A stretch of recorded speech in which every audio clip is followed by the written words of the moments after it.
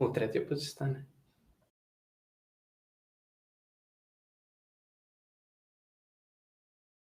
Hello and welcome, everyone, to our next edition of the Burnout Talks, which is labeled the Roads to Burnout.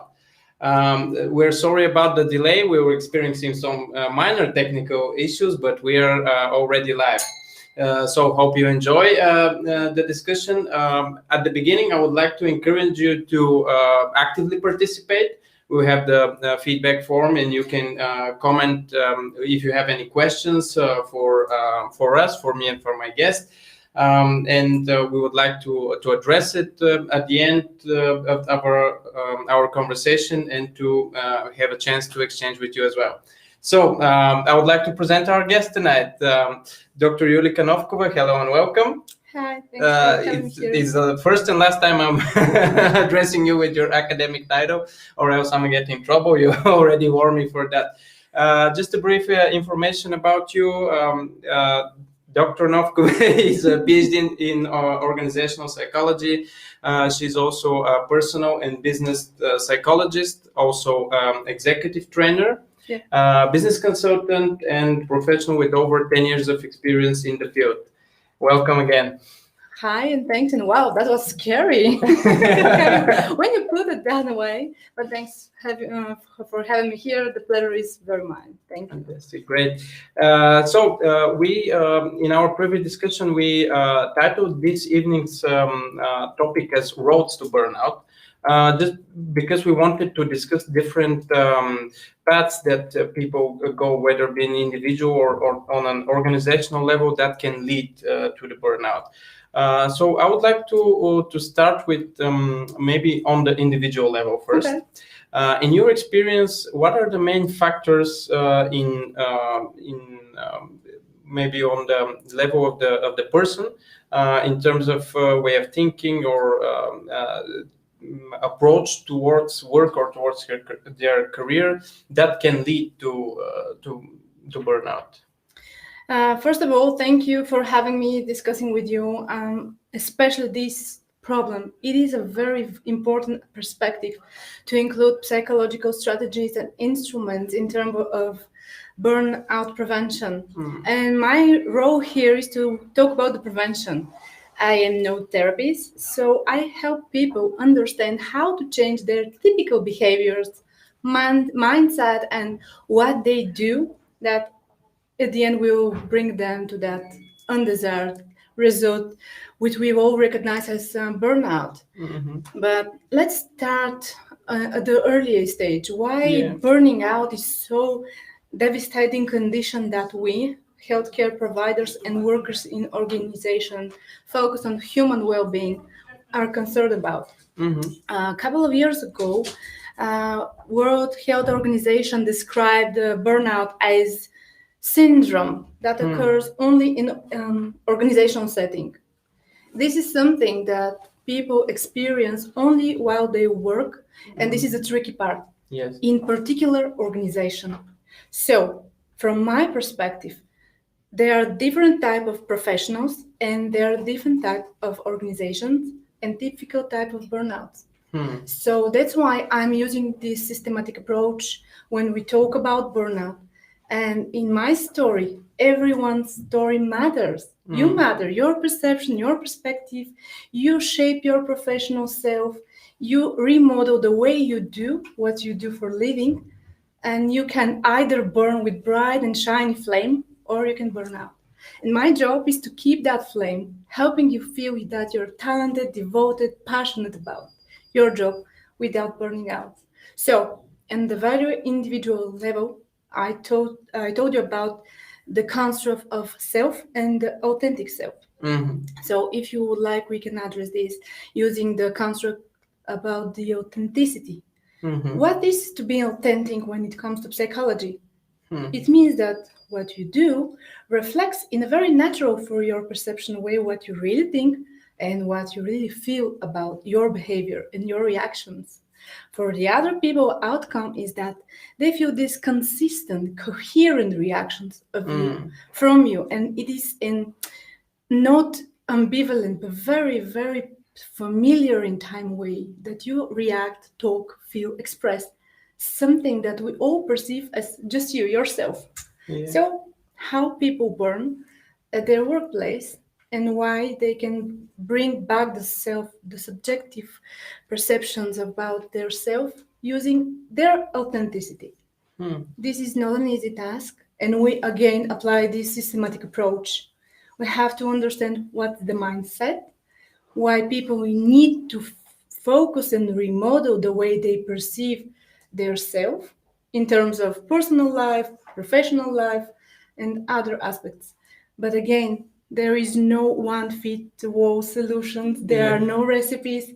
The only important thing is that if you always put your professional self before your personal needs, if your personal and organizational goals are more important for you on a daily basis, and you put those needs before your other needs as Mm. human being, such as interests, hobbies, social network, everything that makes you happy, feel satisfied and alive. Relationships. Yeah, Yeah. relate everything. Mm. And because every person has its own story, as I said, you have to understand what you do, how you do that, and you have to estimate the risk because we are talking about the risks here in terms of prevention. Mm. So there are many different types of roads, but on this individual level, all of them starts with you, the way you think about yourself and your professional self. Mm. Great. Yeah, this is actually one interesting topic of different identities that we carry in terms of professional or roles that we have in our lives in different areas of our Yes. lives, and how we have also tendency to try to overcompensate. That's about my next. Bring me about my next question. In terms of what is stopping us from expressing this authentic selves of ours. In your experience, what are the main factors? Is it fear? Is it fear of rejection, of fear of suffering, maybe, or I don't know. Okay. It That is are a reasonable question, Yeah, you yeah, know? yeah. You're trying now to figure it out. Mhm. I'm trying to do that all the time with all my clients Mhm. because human mind is like a Rubik's Cube. Mhm. You can't just use a simple mathematical approach when it comes to people's mind. Of course, it is a simple metaphor to help you understand what you're doing here. You have in unique movements. You can resolve your cube in different formulas. You can you can enjoy speed solving. You can have preferences for Rubik's cube with 3 layers or 12 layers. It is a part of that we have some sort of free will, but it's also partially because we are human beings, and in terms of our bodies and our minds, we have limitations. So why we can't express ourselves and what we perceive as us without those feelings that you were talking about? I can add to this on the plate not only emotions but hurting feelings and hurting thoughts that we have about ourselves, the habits of think in a hurtful manner. This is also another layer that we have to resolve first of all. And then another layer, expectations and values, and you can go deeper or you can observe more superficial aspects, but most of all, at some point, there is no single answer to the question why people do things that they do. And basically, applied psychology is trying to help people understand in the very context of their personal stories, their personal lives. You don't have to be an expert on solving my Rubik's Cube. You have to be good enough at yours and maybe helping other people around you to restore this communication on the group level, which is the second layer we were discussing when we were talking about the burnout itself. So, how to express yourself? First of all, you need to clean all the noise. If I have to draw a line that is typical and more common in different people, maybe it's the noise. And what I call noise is everything, every product of your culture, your society, your organization that you adopt and acquired and absorb while developing your understanding and perceptions about yourself. And I have to stress this very clear now that we don't have overall control over our bodies, minds, reactions, emotions. We do have at some point perceptions about some form of control. Some people can't express that free will and can't modify their behavior without external instruments, such as my practitioner, job is oriented, or instruments. See, you need some help that will help you see your internal aspects in a more objective manner. And because you have difficulties to realize what's going on, you need a lot of help during your lifetime. And we experience that with books, with movies, everything that our culture is producing. So there is again no single instrument that we can use to achieve the ultimate goal, to be more aware and more self-aware in the process. But it is the starting point. You have to believe that you can bring the control back into your reality and that you can change, including the fact that you can change constantly at any level without awareness. And it could be very tiring experience, but you have enough on your plate. I know that as a human being, we all do. Yeah, But one can move on only if it's aware of his or her actions. What are the best? This is really powerful stuff, especially removing the noise, as you called it. This all the maybe the conditioning of the upbringing, cultural, social. It's a lot. Yeah. And I know that it's a difficult question, but in terms of tools or strategies or even practices that our audience that are watching can use in terms of self-application, what types of strategies can they use in order to remove that noise or start to remove that noise? Okay. If we apply my principle of systematic approach, it's not an easy task to judge why people do what they do, especially in terms of our inner critic. Okay. So first of all, what we're going to do now, it's my general strategy that you can apply and more or less to adopt that understanding, deeper understanding what is under the surface, so you can observe your personal iceberg and comprehend what's going on under the water, how deep it's going on, how rooted are the problems. It is true that we don't always need very deep work to find a good solution. We can find quick fixes, and the diary that I'm trying to recommend you here now, it's a good strategy. Try to put everything that you are responsible of every day for, let's say, 2 or 3 or 4 weeks on paper before going to bed every day. Not the planning, but what you already did. Not the to-do list. Yeah, you know it is not to do. It is done and done. You need to realize, I won't push any pressure I got it. You already had too much yesterday and the day before. You always will rationalize what you do and why you did that. The only thing that will make some sense for you is if I give you instruments to observe, analyze, and draw the conclusions by yourself. So, diary. What I did yesterday and today and the day before, keep it the long you need. The idea here is to observe the type of the task that you make.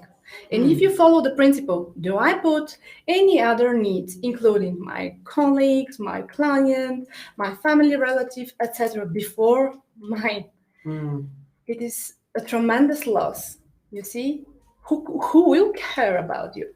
And it is devastating for, especially for mompreneurs or mother who create and start. Yeah, it is a good way to express how they live. Yeah, they have different type of duties and they're constantly tired.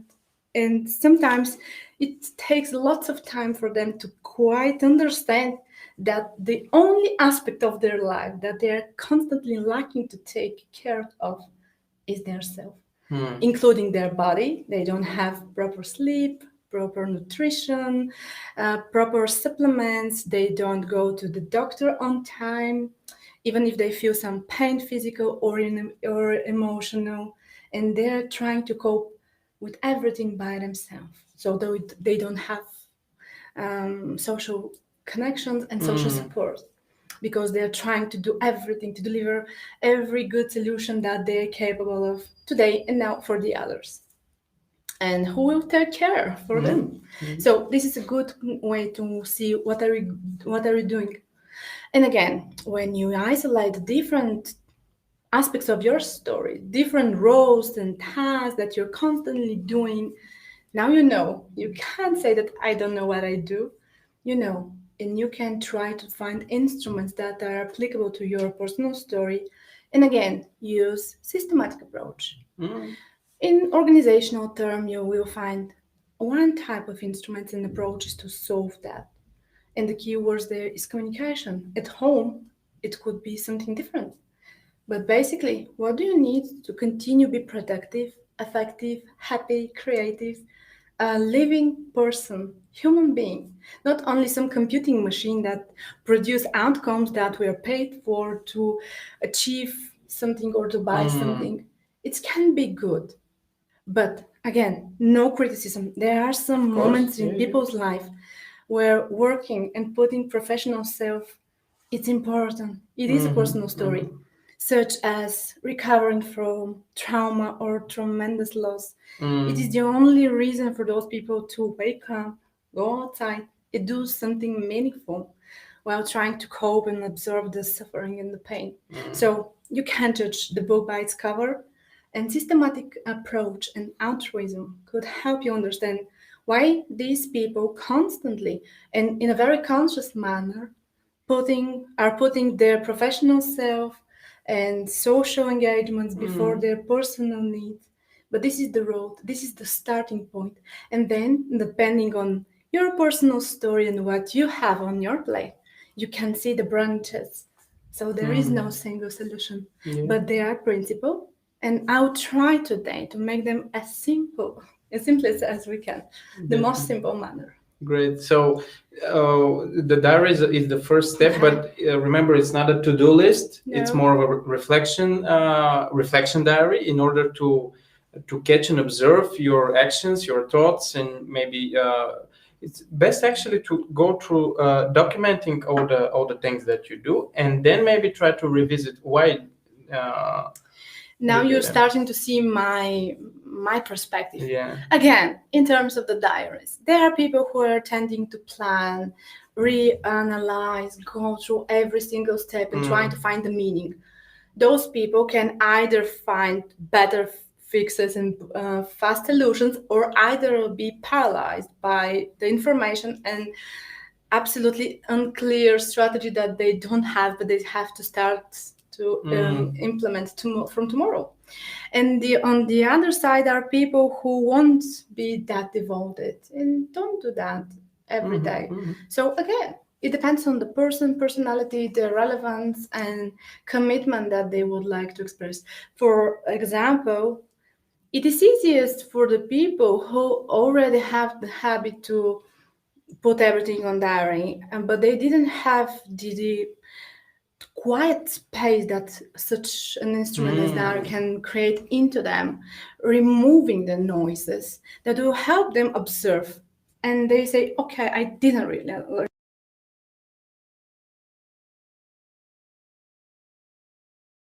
I never go back there because they know the feeling.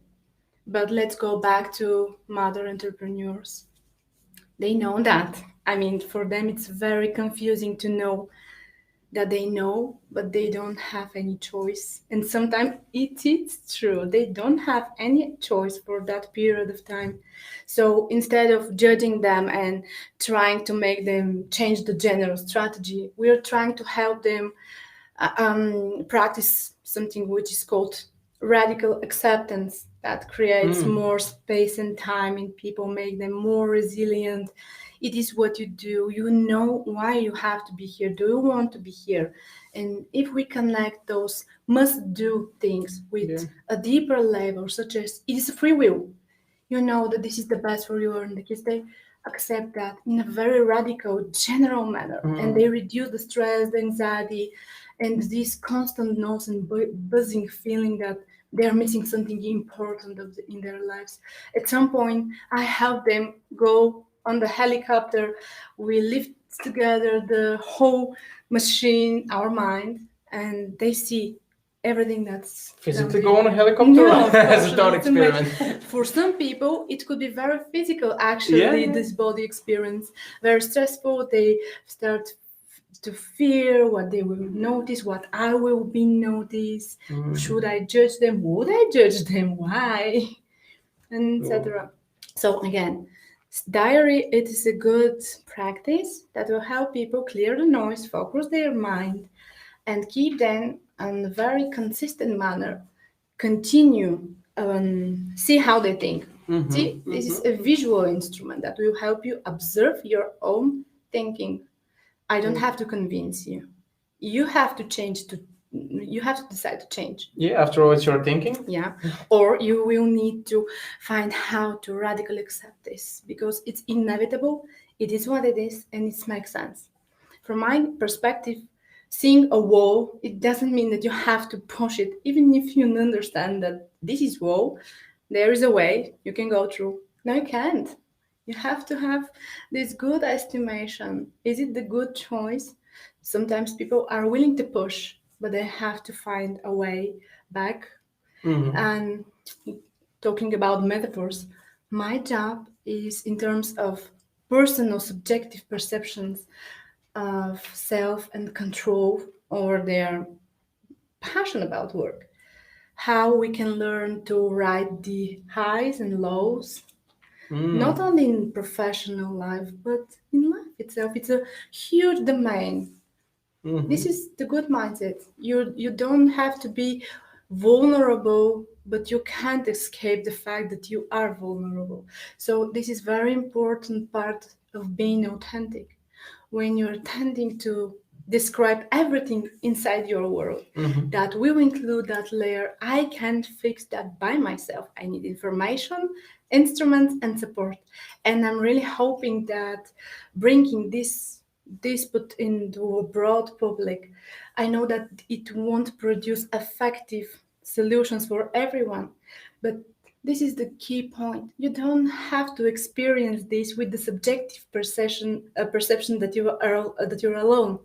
You can decide to search for help and information and instruments. Definitely. And it's nothing wrong about it. You're not being weak. Actually, you're being smart. Yes, you're trying to outrun an evolutionary instrument, which is our mind, that is trying to compute the best fitable decisions to adapt you to the ever-changing surrounding. At some point, and this is a good one instrument, obviously, and at some point, people start understanding that their experience, they live like in an echo of their previous decisions. Oh, Yeah, they have to tell that story in their mind. You know that narrator in your voice, in your head? So we won't delete that. It's not going to happen. Narrator is very important part of us because it is, imagine a graphite, right? The layers, their connections between layers are very loose, but still they exist. But some people have this very coherent experience of themselves. This is what the narrator basically does. He is trying to explain you the connections and make the weak points stronger. You know that under the pressure, this objective material became something different, right? It's a diamond. So multifaceted, multidimensional experience. This is our mind. And if you don't understand what your narrator is talking about, you perceive that as a noise in your head. But at some point, you can't manage and reprogram to some extent that narrator to help you perceive yourself as something full with more free will and willingness to change and adapt. And this is important part because if you perceive in your working settings that you don't have control, you can imagine your narrator will explain you that you don't have any choice. and this will put you in one position, Mm.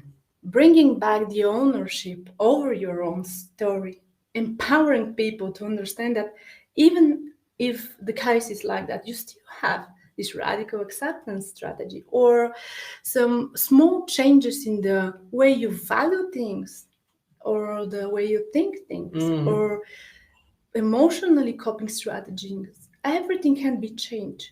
And even a small, insignificant and first place change can break the snowball effect, eventually helping you tell a different story in your head. And this will help you produce different reactions, and they will be visible for every other people who observe your reactions. But at some point, if you have this authentic self, this coherence of your behaviors, coherence of your internal experience, coherence in your emotions, Mhm. the Mhm. outcome always going to be okay. You're still you. You're changing, but in a beautiful way, Mhm. which is good, and helps people adapt and produce more of this rewarded, socially rewarded behavior. And it's also the change is the only permanent or the only constant. Yes. And so it is part of life. It's nothing wrong about. Although it may seem challenging, difficult, or Yes. scary, it is a part of life, and it's necessary in order to move forward. Because after all, growth is change. You Yes. cannot grow without changing. It's true. Uh, More interesting about that, for me, is the fact that it is not fair and it is a great inequality that not all the people have the same capacity, cognitive capacity, mm, to achieve such a tremendous internal shape that will yeah. produce another behavioral change. And I'm not saying that it is impossible, but they need more time, more let's say instruments to observe, more understanding, deeper understanding. They can do, Yeah. but they need time and support, because if they compare themselves with other people who do that constantly, they feel like they're broken and that something is wrong with them, and they feel fear and shame, and they are not open. They are fixed in their mind. So fixed mindset maybe is one of the biggest predictor when it comes to burning out. If you can't imagine that you can do something in a different manner, you will never seek for instruments, ideas, people who will support you to make that change. And it doesn't matter the scale. Even if you're talking about just having the proper conversation, you still have that internal obstacles. And maybe you won't be aware about them for a very long time, because you perceive that as you. This is me, so fine. Yeah. Actually, this is a great topic here, or great insight, that we tend to judge others by our perspective. Always by our perspective, but before judging, it's much better to try to understand first, and to maybe even try to have more compassion, and to have deeper level of holistically understand to some extent. I don't want to throw in the big words here, but try to feel as the way that person feels, to try to see their point of view, their experience as such. And then if you want to make an assessment rather than judgment, it's based on completely different you're standing on a completely different context here prior to making a judgment, and it usually makes you have more compassion, more understanding, and actually trying to help and support rather than judge or criticize. And your reaction with that person is much more based on compassion than on judgment, and the outcome is very different. So the level of that change, as you've mentioned, is not so much important, because we judge the level by different point of view, different perspective. But for the individual, it's not comparative. The only accurate judgment is the same individual from yesterday. If you want to make that judgment, how is he progressing on his terms, not by your terms, and then you can track the actual change, or resources required for him to change. Okay, this is one way to put that, but you know that I'm biased as well, right? Okay, so that's everybody. Yeah, okay, but in my job this could be critical. If I am malnutrition, I hadn't enough sleep, or I'm irritated, I can just not hear, not see something important that will cause me to make a not good decision.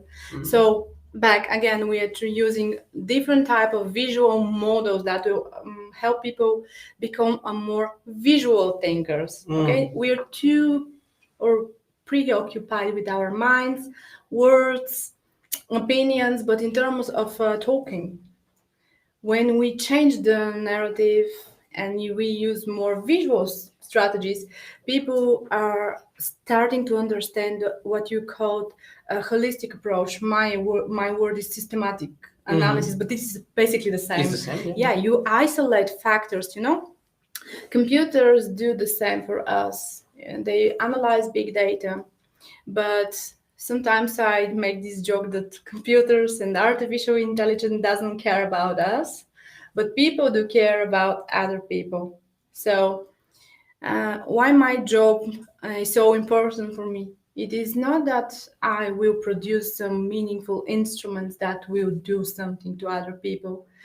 It's resulting in a more direct manner in the fact that people who suffer at some point and experience that they're losing control and are trying to understand why they do what they do, they need to find instruments that will help them perceive and preserve the flame, their talents, their unique worldview experience.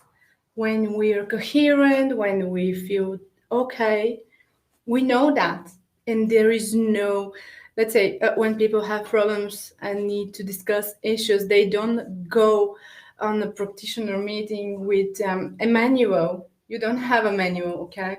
And even if I have some ideas what could cause this or that, what strategies we can imply, A/B testing maybe, for example, still it's not gonna work. Okay, it could be like lucky chance to start and work from the beginning. Yeah, so when it comes to practical aspect of our job, it's important to remember that the only meaningful and significant sign that you are okay is you expressing the fact that you are okay. And you don't have to be very, how to say, aware about how you become okay. It's just the feeling that you don't want to analyze any aspect of you. You just persist here and now. You enjoy the feeling. You don't have to analyze your thoughts or feelings. It's overall, it's okay. We all know that. So everyone should know that they are the best experts. But again, in terms of health condition, prevention works good for people who can observe and watch how they produce behaviors, how they think, how they feel. If there are obstacles before this process, they need to go to a different type of approaches. We need to understand and isolate why they can't become self-aware, which is more therapeutic work. I work with people who can understand that they can manage and they can control to some extent the decision-making process, because everything is about that. Actually, what is your best solution and the outcome, how it will be good or bad for you. But this is, again, evaluation that you will give yourself. Great, thank you. Moving on now, we have some questions from our audience. I would first of all thanks to everyone who is addressing the questions, but I want to encourage again, if you have that something you want to ask us, you can type it in the comments. So starting with the first question, what is a good strategy for developing compassion? Ooh, a big one. See, life paradox, right? Compassion is that at some point, at time and space, you are willing to remove the focus, which less or more is on yourself and your subjective perception, your well-being, your hunger, your emotional state. on someone else's body. This is the ability to absolutely not notice yourself, to be Oof. absent in your. Yeah, it's amazing. You're starting to notice the tone of the voice, the physical, the body reactions, and compassion means that you use your computing machine. Even maybe you're not your predictions are not good enough, you're not 100% accurate. You don't need that. You just have to express in a verbal and non-verbal manner that you feel the same or you understand with your mind, and this is depending on which modality you will use as a leading strategy. And this is again something that we probably won't choose by ourselves, because some people have these more temperament bodies, and other people describe themselves such less.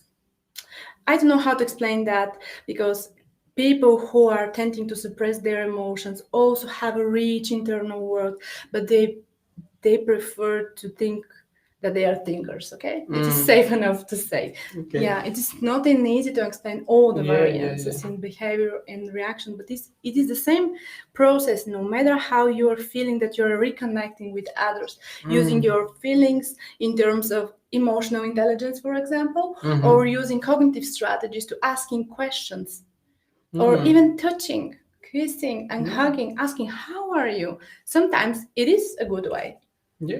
Compassion is a sign, it is a cultural product.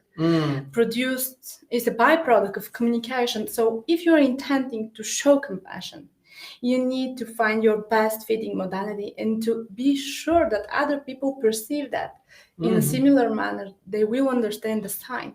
Because if you're talking to an emotional person and you are a thinker, cold-minded approach can be experienced as lack of compassion, Yeah. which is not the case. So miscommunication is important. You can be supportive while saying, "I understand that you're hurt. Can I do something for you? How do you feel?" So see, questioning, it's about communication. When it comes to other people, the only way to establish a good connection, both in personal and organizational settings, is communication, and again, communication. Great. Thank you. Oh, moving on, we had a lot of new questions. Thank you. Yeah, thanks to everyone who is asking us. So, how do I know I am driven by other person's perspective and not my own interest? Okay, this is a difficult one. Thank you. I can say that there is an easy way to distinguish between your mind and other people's mind. Sometimes you can understand that if you are expecting someone to react in some way and you're starting to analyzing it and over and thinking, but in terms of other people's reactions, feelings, thoughts, maybe you have to stop. So the basic principle, again, this is not an instrument actual, but it could be used as an instrument. It's a principle to be sure, is it my authentic self or it is something that other people are trying to put on my plate? In terms of, let's say, expectations or demands or goals, it can be everything. It is important to make this difference and make this difference. Is this me or is the other? What I'm thinking about, my strategy, my reaction, my outcome, or others. See, often we're hiding from ourselves, actually, about our intentions, interests, excusing ourselves from doing or not doing a thing in terms of expectations, what other people will do or produce. So it is a strategy, it can be used. Keep your focus on yourself and think, is it me? Or I'm trying to excuse myself before me in terms of others. So this is the basic distinguishment that we can do. Sometimes if we have to make compassion and show compassion to reconnect with the previous one, we can continue to putting our people interests before our personal interests. But it depends, and it's not a good strategy to live all the time keeping your focus on other people and all the time be selfish, because other people will perceive you as selfish. Again, context. This is the basically most important thing. Definitely. Context Yeah. is definitive. Thank you. Yeah. Maybe one more question, and Okay. we're moving on Of to, course. I don't know how we are with the time. Okay. We Okay. can go through here. I think I've been in burnout for the last 8 months. What am I supposed to do? Okay. Um, Maybe it's not a bad idea to check out these attitudes, this mindset, and overthinking can be realistic or could be irrational. So, first of all, I don't recommend to use any random instruments available online for self help and self check, but they are well designed from practitioners, especially designed for this. So, this is a safety net. You don't judge when you don't know how and what to look for. Go find something that someone like me passionate about this topic is devoted and developed and it's free. Or you can go directly and to address your issue and work one-on-one or in group with practitioner. It's your free will, but you have to know what is your next move. It is easily to start, but I think that people are tending to lack this coherence experience that they can continue. It's not that easy to go back from burnout. They need support, they need instruments and social support. This is a very, very important aspect. Usually, people who experience great burnout, they're very, very devoted for the rest of their lives to help other people prevent themselves for such a devastating experience. It is not a good way to live. So, if you feel that way, or you can address your experience while working, such as burning out, please go find instruments, find practitioners. You don't have to go through this with the overall subjection that you're alone. It is not the way you can live and you can choose to live. So try, find your instruments to gather information and then decide how you can continue live your life. Okay. Great, thank you. And also, because if it is a serious scenario or case, you should seek for professional help and expert help.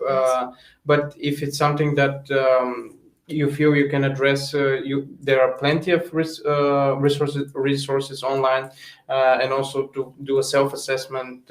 And again, speak to a professional about it. Or there are conditions that are border. Yeah. And it's not very clear for us as practitioners, because I said, and I will continue to say, I won't stop until the end of our meeting today.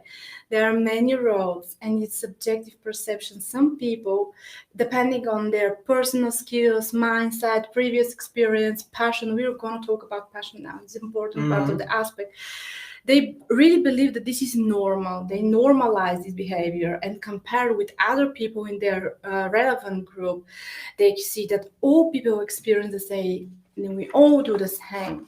So how can you question your reality and say it is unnormal, and see and look for instruments to resolve that and make other choices if everyone in your support group or in your organization do and experience the same? So questioning the reality using tools for self-check is helpful, but is not a solution and long-term one, especially when you have to make changes and especially if you don't expect to have a proper support. It's important to know. So normalizing the routine that constantly is burning you from the inside in not a healthy way. It's not a good way to live. Yeah. But if you're surrounded by workaholics, for example, maybe you will perceive at some point and you will be putting that negative etiquette that something's wrong with me. Sometimes it is very hard to know that it is not you, it's them. You're pretty okay, it's fine, you're in a healthy way. So you need help. Don't do this by yourself, because the mind is a great illusionist. It will find a way to explain you why you have to continue that. Not only justifying, it will bring you like thousand and thousand experience. It will bias you the way you are looking for solution and information online, for example. Or you will believe that, oh, I know too much already. I can handle that. No, you can't. The road is clear. Stay on your track, but can you place the price? Sometimes it's very helpful to know that it is your life. It's true. But if you have many roles and people who love you, you won't be the only one who will pay the price, okay? No, definitely. You're suffering, but yes. they will as well. And for them, it's going to be constant pressure to help you bring that awareness, the level of awareness. And you will feel overall that they don't support you, that they don't understand that. And you will go back and normalize abnormality with other workaholics. So see, it is a circle. It's never ending. Yes. No matter how hard we try, it's everything is online. But there are still so many people preoccupied and believing that this is the right way. And until the end of the world, there are gonna be people like that, which is fine. And to be honest, I said that there are moments at time and stages of our life when this is needed, really needed. But also we all benefit as humankind from products and services and goods that those people produce. So this is not a good way to poke and say no, this is not okay. But if you feel that abnormality, remember you're the best experts of okay, I'm okay. If you feel that abnormality and it is the new normal for you, you can unnormalize that. But you have to stop, take a step back, think about the consequences and the price, find information, find the instruments, and then decide. You already know how people burn. It is pretty much obvious. Yeah, it's not need. Maybe it's not advisable for you to go out and check it for yourself or test it for yourself. It is already proven that it's the same way. If you do, and this is the best part of my job. I stand on the shoulder of giants.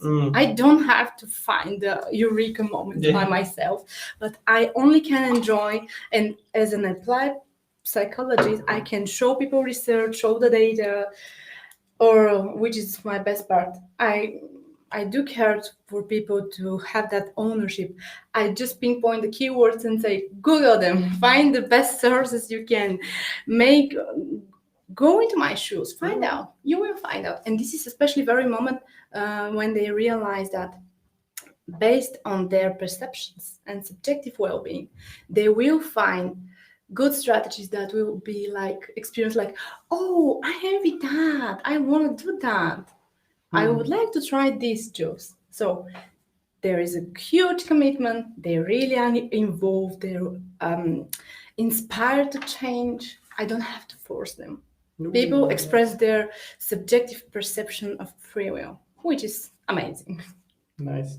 And speaking of, because we mentioned that we're going into the normal, I would like to start with a quote actually here from the cognitive therapy. And not so much of a quote, but maybe a common phrase that every in the abnormal situation, the abnormal behavior is actually normal. Yes.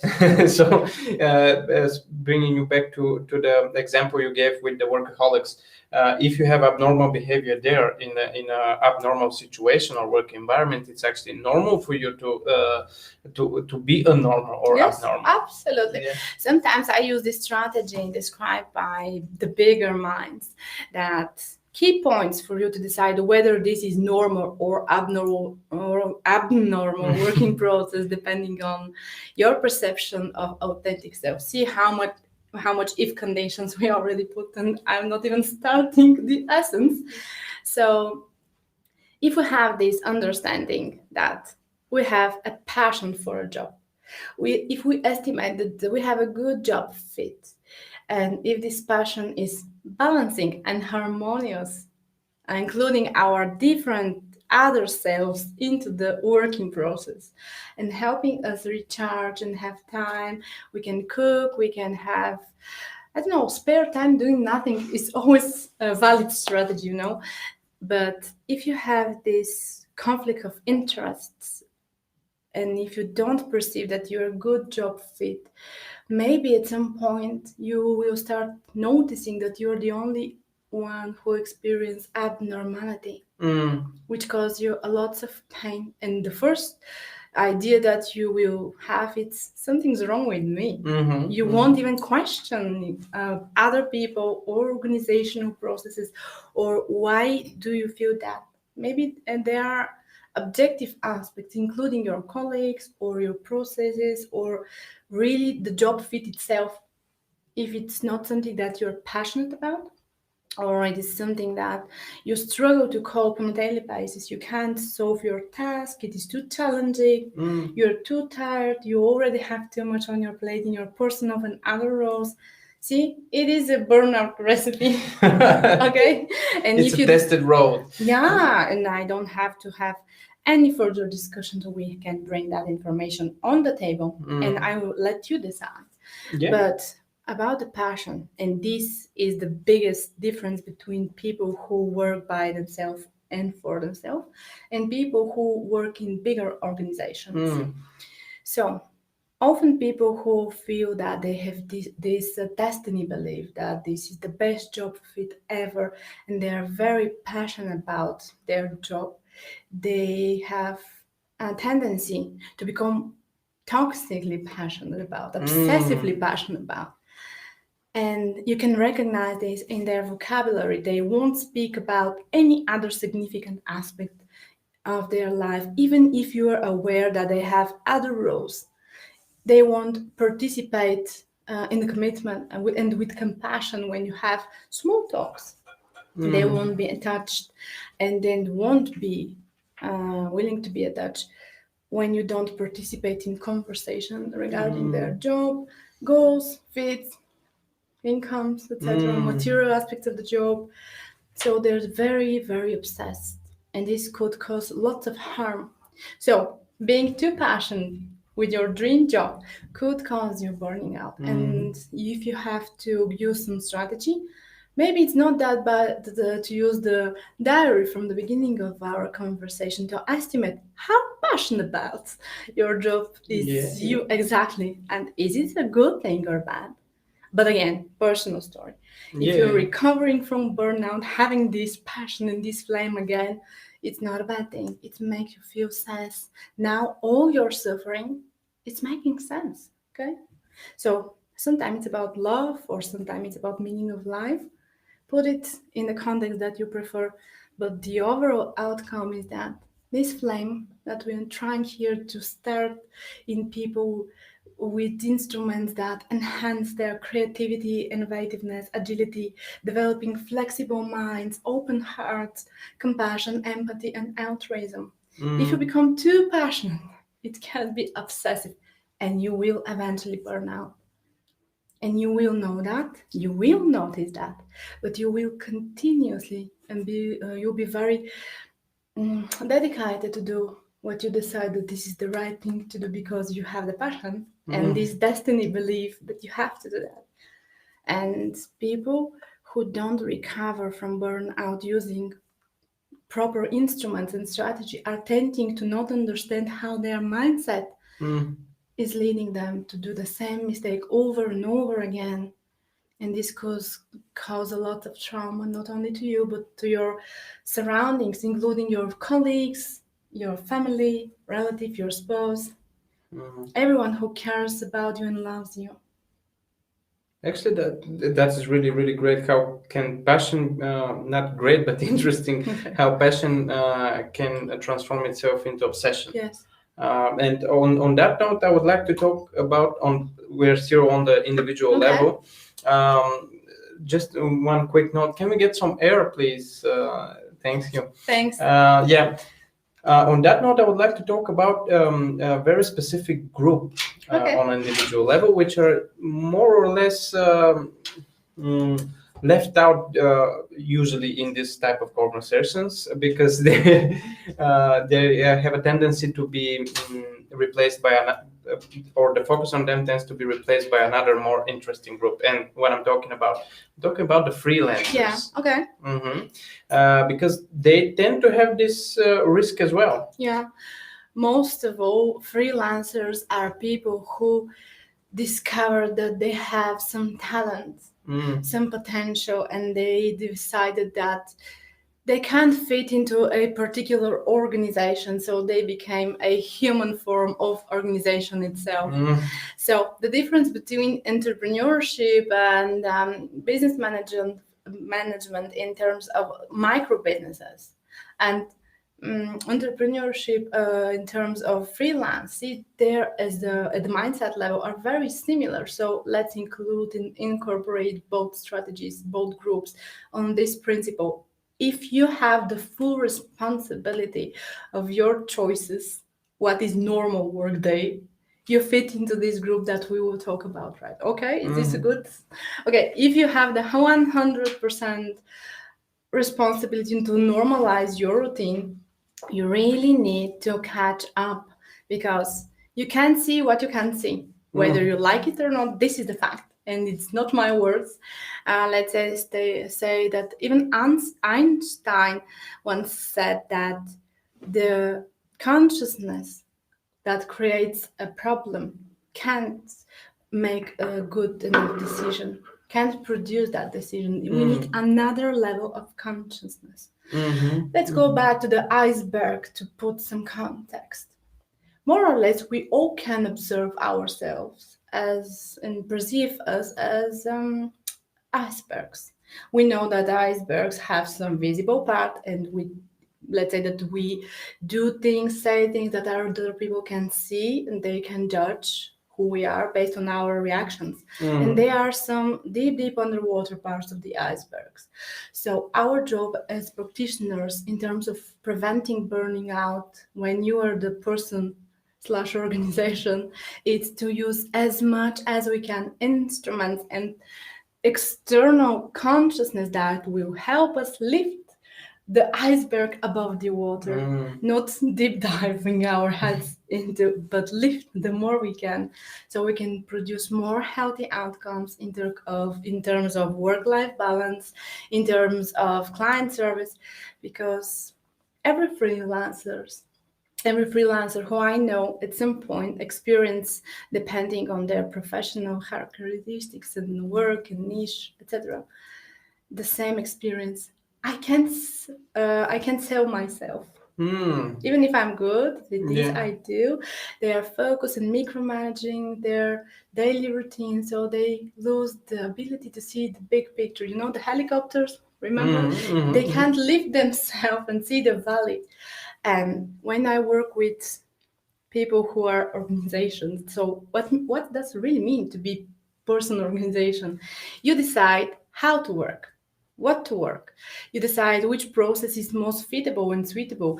And usually those choices are made considering the budgets, the time limits, the resources, the opportunities. And the problem with one mind deciding for everything is that your decisions will be that good that if the more information you can put into your decision in computing machine, if you're blinded by your judgment, and you will be, and if you lack information, and probably you will be, you can produce only limited opportunities as an outcomes. Then you put that in strategy, you apply the strategy, and again you're blind spotted. You can't see what you can't see while you implement. Do you lack some skill? Is this a good instrument, omni-channel, or what is your digital? Because COVID crisis was big and misunderstanding in the freelance group. What should I do to survive? You know? Yeah. Not only to them, but yes. Okay. But misunderstanding, why? Because lack of communication, proper communication, actually brought to them a tremendous shock. They needed to become digital, and for some people that it's too much on the plate, and they already had too much. Insecurity, lack of money, decreased income. Imagine that you have to become with second profession to start even doing your first profession. So again, of course, you can't say that this is applicable for all freelancers, but it is a normal way to express what's going on. Another different aspect is language barriers. Mm-hmm. Many people experience difficulty to express themselves as professionals in another language, especially if you have more skills and speak more than two languages. Mm-hmm. It could cause you lots of stress, especially in terms of cognitive tiredness, flexibility, and this very, very authentic experience of self. They said that they feel two-dimensional, not multi-dimensional living person. They have very limited vocabulary and Mm-hmm. understanding how to express in a proper manner could really disturb the process of communication with clients and publics. Yes, Both. and also when we talk Okay. about freelancers, because now I see it in this way. We're not talking only about, because usually freelancers are often referred to somebody working on a computer and working Okay. remotely and so forth. But there's a larger group, let's say here, of people who are in different crafts or want to Yes. produce something that are really good at what they do. But they're really lacking, let's say, not only language barrier but also business skills, marketing understanding, and really, it's not them. It's not they. They're not passionate about, but it's really not of their interest to pursue that. Yeah, I tried to extend that using our holistic approach that we already discussed previously. So I mentioned the sales problems that they feel that they have more pressure to sell their sales, which is amazing way to destroy the connection you have with you in terms of money. No one should be product on the virtual digital shelf with price, okay? But in terms of digitalization of crafting, for example, you have to do that. So it is not the best job fit for you anymore. If you don't have enough resources to digitalize your production and to know how to create a e-commerce instruments, let's say, for example, because there are different type to instruments to sell online, you still gonna experience this I'm not good at that feeling, and this could cause lots of stress every day, and you can't manage that because if you don't do what you have to do, you can't do what you're best at. Yes, So that's a really job great. fit and job unfit both at the same time, simultaneously, and which is big part of my job now. I help people create this personal branding online, but in terms of authenticity, how to produce enough information about you in an authentic manner that will help you sell better your services, goods, products, strategies, ideas, whatever you're good about and passionate about without burning out.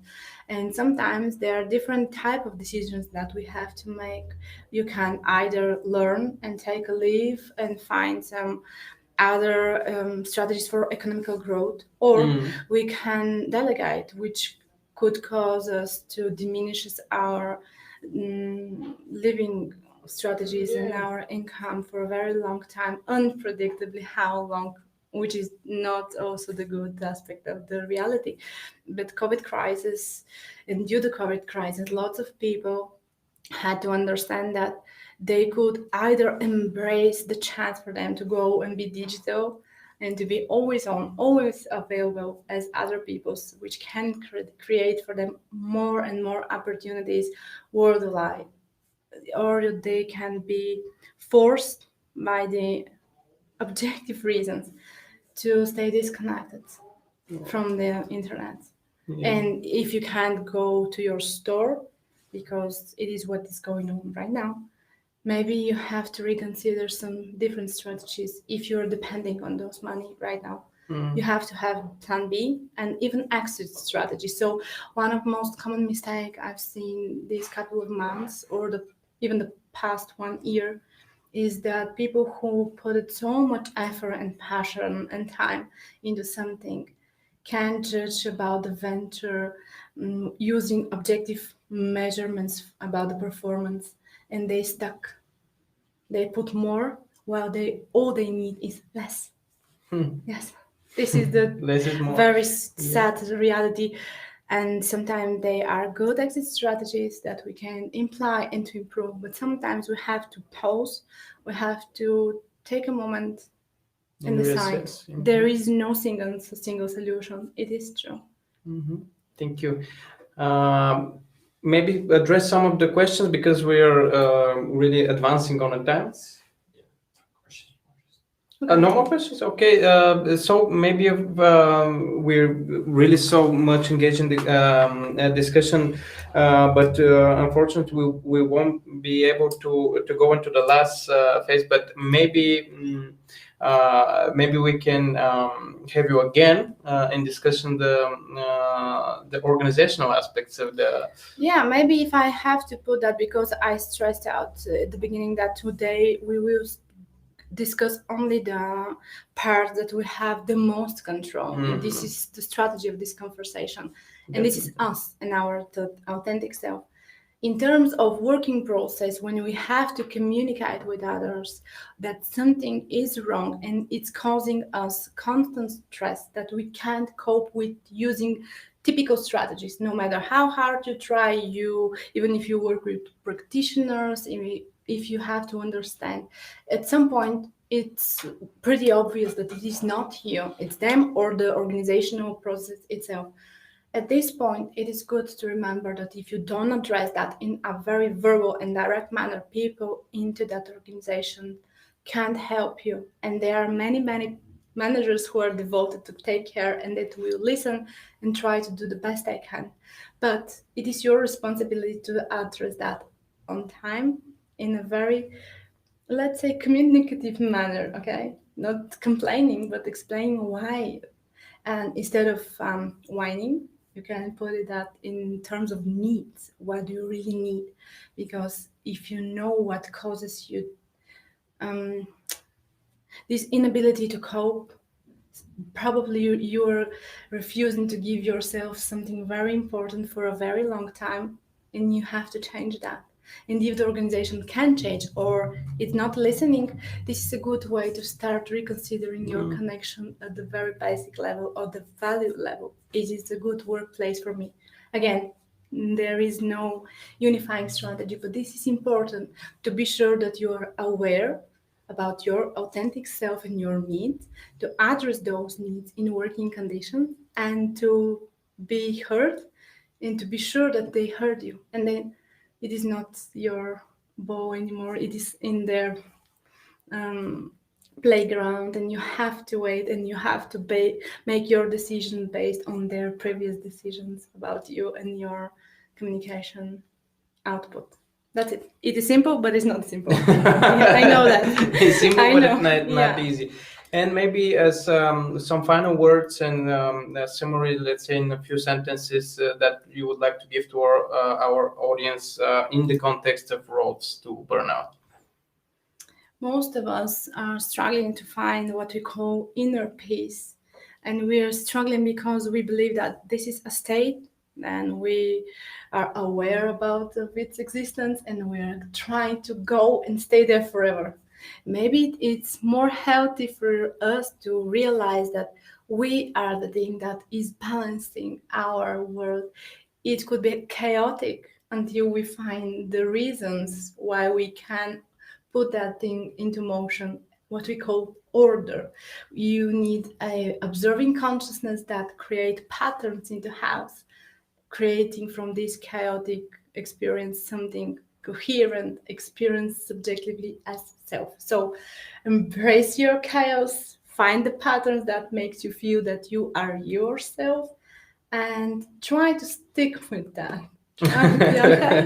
This is not a bad strategy to live. Maybe life could continue to be turbulent and unpredictable, but still you're gonna have this connection. Sometimes the most valuable advice that I have to give people back in terms of burning out prevention is the best connection that you have today and now is with you. Don't ruin that. Just keep that safe. You're the best safety net for you. Great. Thank you so much, and thanks for everyone who was with us tonight. Hopefully you've enjoyed the discussion, and if you find it interesting, please don't just be passively entertained by it, as I would like to say, but take some proactive action on it.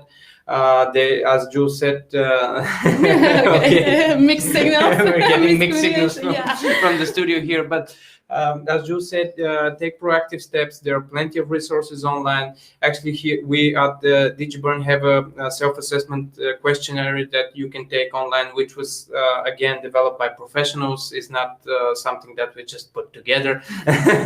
Developed by professionals. Very soon we're gonna have the updated version, which will give you some feedback and results on whether or not you're at risk, at what stage or at what percentage of risk you are, what steps can you take, and so forth. So until that happens, you can take the first test right now, which it's very, very valuable for self-evaluation and gives you a way of thinking and addressing those areas that can be used as risk factors of the burnout syndrome. Thanks again for watching. Links and information about Juls can be found on the links below after we upload the video. Thank you so much for being our guest and sharing your experience and your expert knowledge with us. I hope I'm sure it will be valuable and it was valuable for people watching. Thanks for having me here today. It was my great pleasure. And I really would like to say something small for our end of discussion. Enjoy your life. Okay? Just enjoy it, embrace it and enjoy it. Fantastic 2 words. Enjoy the good parts, bad parts, and every radical acceptance, right? Radical acceptance. Thank you so much. Thank you for the questions.